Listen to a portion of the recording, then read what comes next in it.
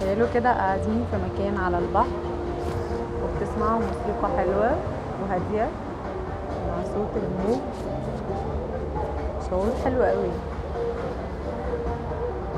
بس تخيلوا كده وانتوا قاعدين على البحر ومستمتعين تتفرجوا على المنظر الحلو قوي ده، ان احنا مهما كان درجة استمتاعنا الا ان استمتاعنا فيه جزء ناقص، في حاجة ممكن ما تكونش بالظبط يعني هي اللي احنا عاوزينها. ممكن نكون محتاجين احنا نقرب الصورة شوية فنشوف الطائر الحلو ده، او ننزل تحت شوية ونبص كويس في المية،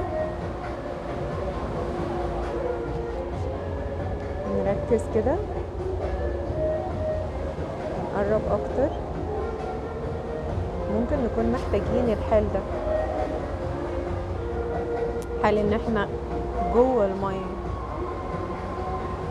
نستمتع بالموج ببرودة المية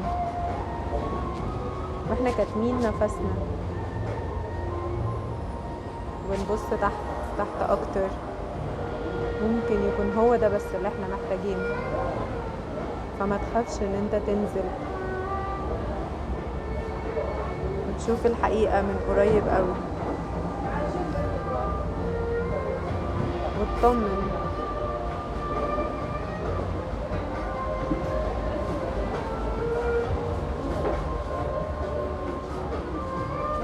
ممكن يكون بس اللي احنا محتاجينه اننا نستمتع بالحال ده زي ما هو عامل بالظبط. مع كل موجة هو مستمتع.